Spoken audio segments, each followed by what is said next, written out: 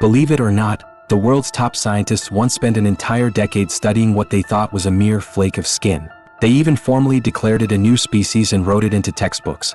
In the end, it turned out to be nothing more than a button that had fallen off someone else's body. This is the greatest blunder in the history of Cambrian paleontology and the star of our story today, Microdictyon. Without putting this button back where it belongs, you could never imagine that 500 million years ago, Earth was home to a monster that looked like a cyberpunk tank. With its utterly bizarre anatomy, it dug a massive hole for humanity to fall into hundreds of millions of years later. The story begins in the 1970s.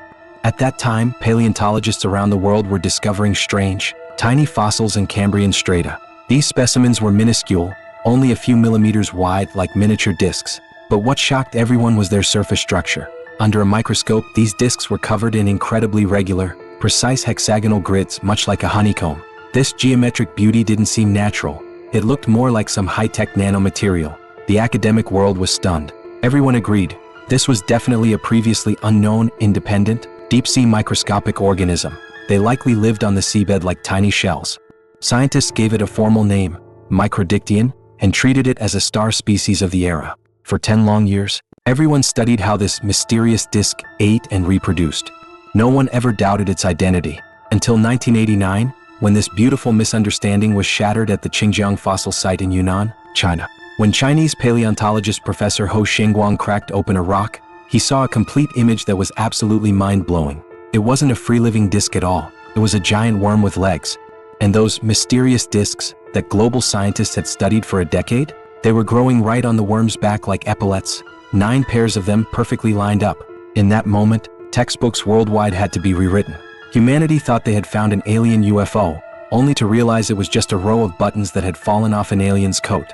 The misunderstanding was resolved, but the true nature of this creature was even more shocking than the mistake itself. Let's wind the clock back 518 million years and take a closer look at this master of disguise. First, consider its size. In the Cambrian period, when most animals were the size of a fingernail, Microdictyon was a true giant. It could reach a length of 8 centimeters. That might sound short today, but back then, it was like a heavy armored tank driving into a kindergarten. Its body plan seems designed to trigger an engineer's obsession. It belongs to the Lobopodia, the distant ancient cousins of today's soft velvet worms. His body was cylindrical, with 10 pairs of fleshy legs on its sides, allowing it to grip and crawl steadily across the soft mud of the seafloor. But the core, most ridiculous feature remains those 9 pairs of net-like sclerites on its back. These plates were hard and strategically placed. Each pair of plates corresponded exactly to a pair of legs.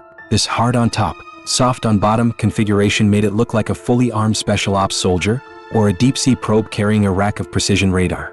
This raises a question. Why wear a net? If it was for defense, why a mesh? A solid shell would be much better for protection.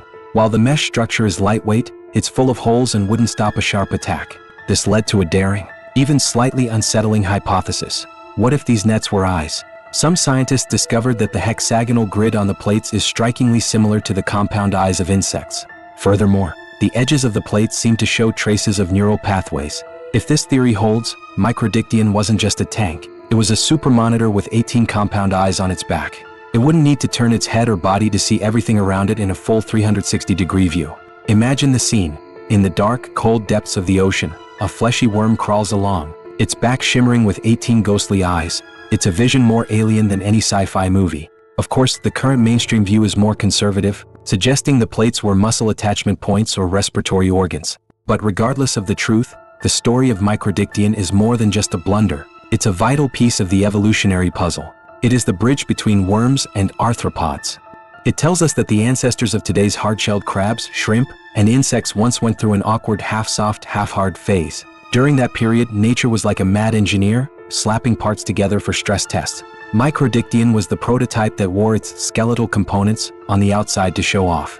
Though it eventually went extinct, those precision-engineered plates crossed 500 million years of time to fool the smartest humans alive. Looking at Microdictyon, you can't help but marvel. Evolution is a wild experiment full of trial and error. Nature sometimes scatters the puzzle pieces everywhere, perhaps just to give arrogant humans a lesson in humility millions of years later.